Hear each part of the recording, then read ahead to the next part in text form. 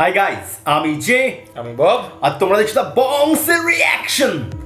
Cricket প্রচণ্ড পরিমাণে জনপ্রিয় একটা খেলা, যেটা এশিয়ান কান্ট্রিগুলোতে জনপ্রিয়, এবং ক্রিকেটের মতো ভালোবাসা হয়তো অন্য কোনো গেমসের সাথে নেই। বিশেষ করে ইন্ডিয়া, বাংলাদেশ, পাকিস্তান, শ্রীলঙ্কা এই চারটে দেশে। তো এদের কাছে মানে আমাদের কাছে ক্রিকেট কতটা পরিমাণে মানে একটা জীবনের অংশ হয়ে গেছে বলা যায় এই ক্রিকেট খেলাটা। তো সেই খেলাকে ঘিরে কোনো রকম নতুন নিউজ এসছে এবং সেটার উপর আমরা রিয়াকশন দেবো, এটা হতে পারে?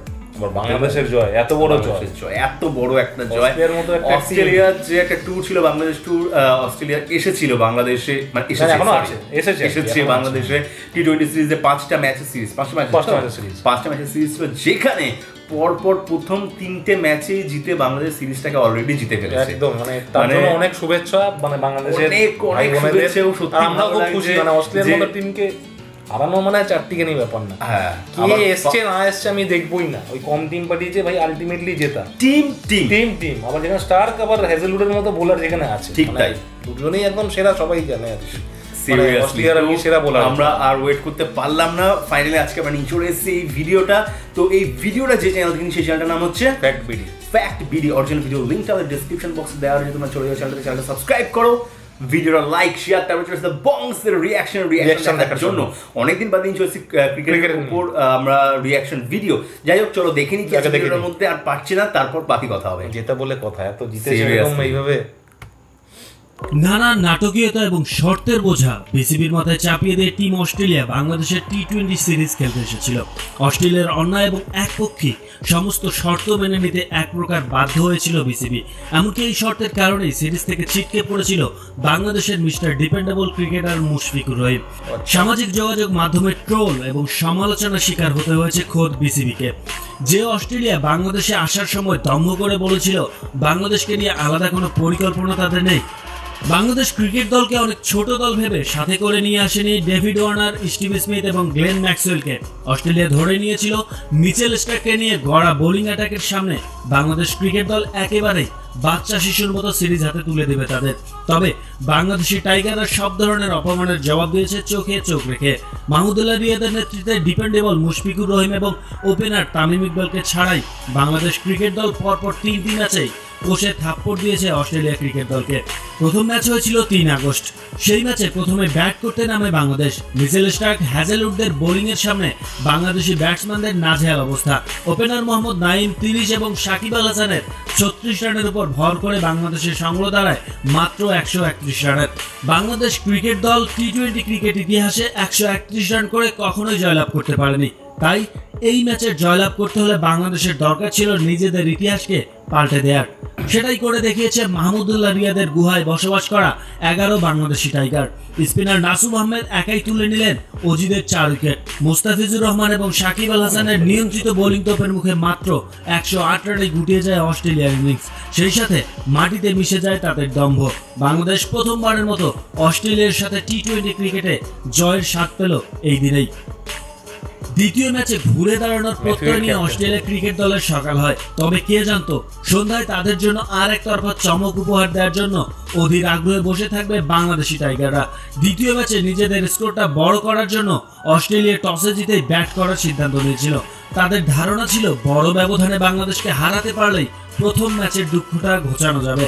কিন্তু মুস্তাফিজুর রহমানের বোলিং ম্যাজিক এবং শরীফুল, সাকিব আল হাসানের নিয়মিত বোলিং এর মুখে অস্ট্রেলিয়ার ব্যাটসম্যানরা একেবারেই বাচ্চা শিশুর মতোই মাঠে এসেছে এবং চলে গেছে। 20 ওভার শেষে অস্ট্রেলিয়ার সংগ্রহ দাঁড়ায় সর্বসাকুল্যে মাত্র 121 রান।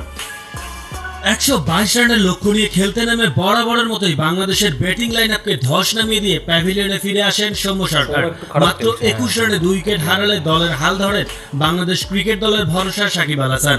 দলীয় 58 রানের মাথায় সাকিব আল হাসান আউট হওয়ার 1 রান পরেই মাহমুদুল্লাহ রিয়াদও আউট হয়ে যায়। জয়ের আশা ততক্ষণে একেবারেই থেমে গিয়েছিল। তবে তরুণ ব্যাটসম্যান আফিফ হোসেন এবং নুরুল হাসান অজিদের আশায় এবারও জল ঢেলে দিয়েছিলেন সেদিন। দুজনে দায়িত্বশীল ব্যাটিং করে অপরাজিত থেকেই ম্যাচ জিতিয়েই মাঠ ছেড়েছিলেন। তৃতীয় ম্যাচটি ছিল সিরিজ নির্ধারণী ম্যাচ। এই ম্যাচে বাংলাদেশ জিতলেই প্রথমবারের মতো অস্ট্রেলিয়ার কাছ থেকে সিরিজ জেতার সূচনা করত বাংলাদেশ। আর অস্ট্রেলিয়ার কাছে এই ম্যাচ ছিল সিরিজে ফেরার ম্যাচ। তাই দুই দলের স্নায়ুচাপটা স্বাভাবিকভাবেই অনেক বেশি ছিল। বাংলাদেশ টসে জিতে শুরুতে ব্যাট করার সিদ্ধান্ত নেয়। এবারে বাংলাদেশকে চাপে ফেলতে বিন্দু পরিমাণ আফসোসও করেনি সৌম্য সরকার। মাত্র 3 রানে 2 উইকেট হারিয়ে বাংলাদেশ ক্রিকেট দল যখন পুরো প্রেসারে, তখন মাঠে আসেন সাকিব আল হাসান এবং অধিনায়ক মাহমুদুল্লাহ রিয়াদ। বরাবরের মতো এবারও বিপদের ত্রাতা তারাই দুজন। চাপ কিছুটা সামনে নিয়ে দলীয় 47 রানে আউট হয়ে যান সাকিব আল হাসান, কিন্তু মাহমুদুল্লাহ রিয়াদ মাটি কামড়ে ধরে পড়ে থাকেন মাঠেই। অন্যান্য ব্যাটসম্যানদের যাওয়া আসার মাঝেই এক প্রান্ত আগলে রাখেন তিনি। তবে 20তম ওভারে বিস্ময় সৃষ্টি করে অস্ট্রেলিয়ান বোলার নাথান এলিস। টি-20 ক্রিকেট ইতিহাসে প্রথমবারের মতো ডেবিউ ম্যাচেই হ্যাট্রিক করার রেকর্ড তৈরি করেন তিনি। পরপর 3 বলে ফেরান মাহমুদুল্লাহ রিয়াদ, মুস্তাফিজুর রহমান এবং মাহাদি হাসানকে। বাংলাদেশের দলীয় সংগ্রহ দাঁড়ায় মাত্র 127 রান। এই ম্যাচে জিততে হলে আবারও নিজেদের ইতিহাস ভাঙতে হবে বাংলাদেশকে, কারণ এই সিরিজের প্রথম ম্যাচটি ছিল বাংলাদেশের সবচেয়ে কম রান সংগ্রহ করে জেতার ম্যাচ, যা ছিল 131 রানের। সেই 131 রানের থেকেও 4 রান কম থাকছে এই ম্যাচে। তাই নিজেদের রেকর্ড নিজেদেরকেই ভাঙতে হবে বাংলাদেশকে। অন্যদিকে অস্ট্রেলিয়া ক্রিকেট দলের সিরিজে ফেরার এই ম্যাচটিতে বাড়তি চাপ ছিল। শুরুতেই অধিনায়ক ম্যাথিউ ওয়েডকে ফেরান নাসুম আহমেদ, ওপেনার ম্যাকডারমট এবং ওয়ান ডাউন ব্যাটসম্যান মিশেল মার্শ দুজনেই ভালো একটা প্রতিরোধ গড়ে তোলে। দুজনের 63 রানের পার্টনারশিপে অস্ট্রেলিয়ার সংগ্রহ দাঁড়ায় 1 উইকেটে 71 রান। ম্যাচটি নিঃসন্দেহে বাংলাদেশের হাতের বাইরে চলে যাচ্ছিল, তবে এবার সাকিব আল হাসান বোলিংয়ে এসে দলকে এনে দিলেন গুরুত্বপূর্ণ ব্রেক থ্রু। ম্যাকডারমটকে বোল্ড করে বাংলাদেশ শিবিরের স্বস্তির নিঃশ্বাস এনে দেন তিনি। তবে আলোচনার বিষয় হচ্ছে মুস্তাফিজুর রহমান। যদিও এই ম্যাচে মুস্তাফিজুর রহমান কোনো উইকেট পাননি, তবে তার বোলিংয়ের ধার ছিল অন্যরকম। 4 ওভার বল করে মাত্র 9 রান দিয়েছিলেন তিনি, যেটা টি-20 ক্রিকেটে বাংলাদেশ ক্রিকেট দলের জন্য একটা বিস্ময় বলা যায়। তবে তার আগে এত কম রান দেওয়ার রেকর্ড আছে মাহমুদুল্লাহ রিয়াদের নামের পাশে। 2014 সালে আফগানিস্তানের বিপক্ষে একটি ম্যাচে মাহমুদুল্লাহ রিয়াদ 4 ওভার বল করে দিয়েছিলেন মাত্র 8 রান। ফ্রেন্ডস, বাংলাদেশ বনাম অস্ট্রেলিয়ার মধ্যকার এই সিরিজের তৃতীয় ম্যাচটিতে রেকর্ড এসেছে কয়েকটি। রেকর্ডগুলো হচ্ছে: 1 নম্বর, বাংলাদেশ প্রথমবারের মতো আন্তর্জাতিক ক্রিকেটে অস্ট্রেলিয়ার বিপক্ষে সিরিজ জিতে নিল। নাম্বার 2, টি-20 ক্রিকেটে এই প্রথম টানা 4 ম্যাচে অপরাজিত বাংলাদেশ ক্রিকেট দল। নাম্বার 3, দেশের মাটিতে খেলা সর্বশেষ 7টি টি-20তে জয়লাভ করেছে বাংলাদেশ। নাম্বার 4, টি-20তে সবচেয়ে কম রানের পুঁজি নিয়ে ম্যাচ জিতল বাংলাদেশ। নাম্বার 5, প্রথম খেলোয়াড় হিসেবে আন্তর্জাতিক টি-20 অভিষেকে হ্যাট্রিক পেলেন Australian bowler Nathan Alice. Number 6, 52 বলে 50 পেয়েছেন মাহমুদুল্লাহ রিয়াদ, যা টি-20তে বাংলাদেশের হয়ে সবচেয়ে ধীর গতির 50। ফ্রেন্ডস, বাংলাদেশ ক্রিকেট দলকে অভিনন্দন জানাই এইরকম একটা গুরুত্বপূর্ণ টি-20 সিরিজ জয়লাভ করার জন্য। কারণ অস্ট্রেলিয়া ক্রিকেট দল যে পরিমাণে অহংকার করেছিল এবং অন্যায় শর্ত বাংলাদেশের উপর চাপিয়ে দিয়েছিল, তাতে করে এই ধরনের থাপ্পড় তাদের প্রাপ্যই ছিল। আজ এ পর্যন্তই, দেখা হবে পরের ভিডিওতে। সে পর্যন্ত ভালো থাকবেন, সুস্থ থাকবেন। বেশ ভালো করেছে ভিডিওটা খুব সুন্দর বানানো হয়েছে এবং যথেষ্ট ইনফরমেটিভ ভিডিও ছিল। সমস্ত রকম তার রিসার্চ করে সবকিছু করে ভিডিওটাকে বানানো হয়েছে। প্রত্যেকটা ফ্যাক্টবিডি চ্যানেলটাকে এত সুন্দর একটা ভিডিও বানানোর জন্য। এরপর আসি খেলাতে, যেটা হয়ে গেল হচ্ছে টি-20 সিরিজ, যেটা মানে ঘরের মাঠে ডেকে তাদেরকে হারানো একদম, মানে আবার পরপর 3টে ম্যাচে এটা ফাটাফাটি। আচ্ছা, এর আগে কার সাথে ম্যাচ হয়েছিল?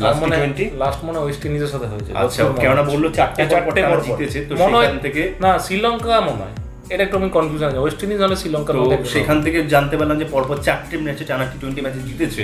এবং সেকেন্ড যেটা জানতে পারলাম সেটা হচ্ছে এতটা কম রানে জিতেছে, 127, 131 রানে। এটা হচ্ছে সেই আমার মনে পড়ে গেল কোথাও না কোথাও 2012 আমাদের যে নাইট রাইডার্স টিমটা ছিল, সেই এরকম টাইপেরই ব্যাপার।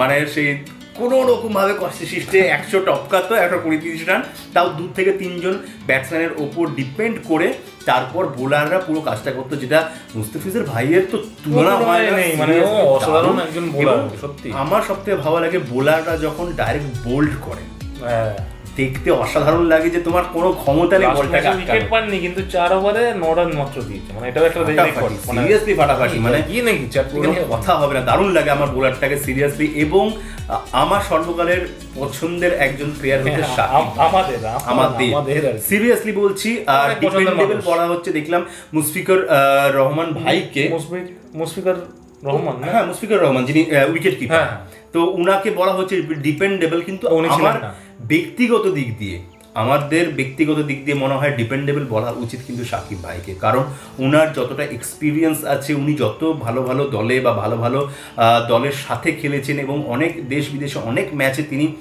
সাক্ষী হয়ে রয়েছেন, সেখান থেকে ওনার অভিজ্ঞতা এবং ট্যালেন্ট কোনো অংশে কম নয়।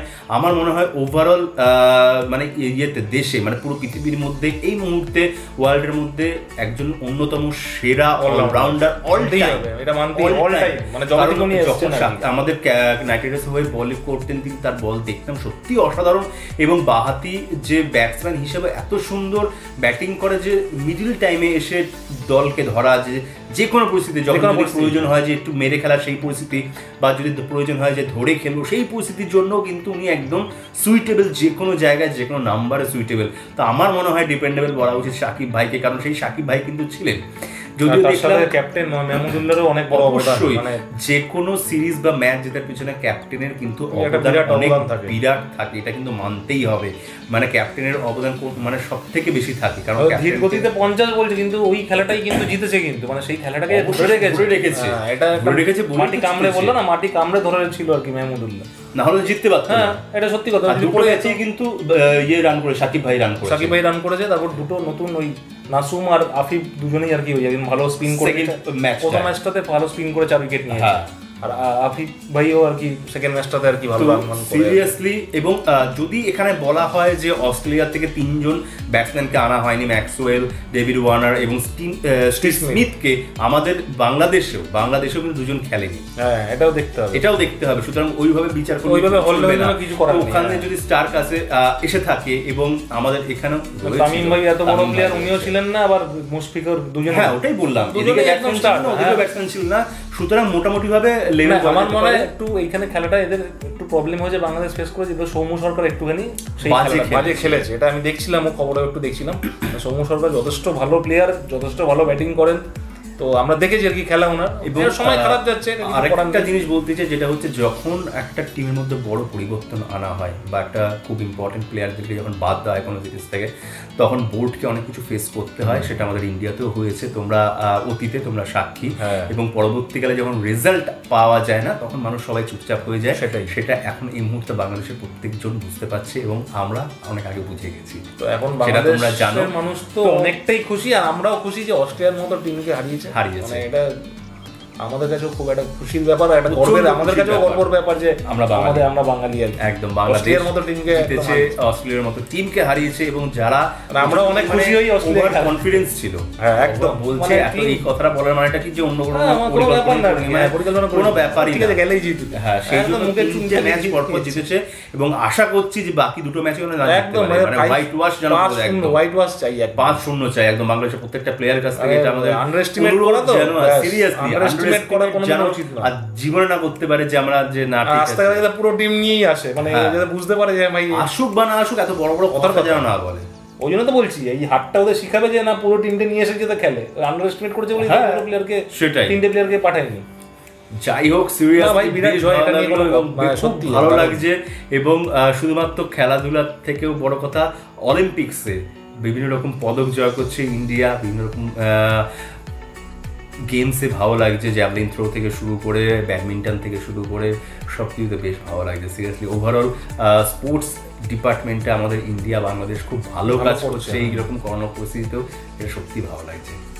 দারুণ। আর ফ্যাক্টবিডি খুব সুন্দর ভিডিওটাকে করেছে, একদম ইনফরমেটিভ, মানে পুরো 3টে সিরিজেই একদম সুন্দরভাবে তুলে ধরেছে। ঠিক তাই, ক্লিয়ার 3টে ম্যাচকে।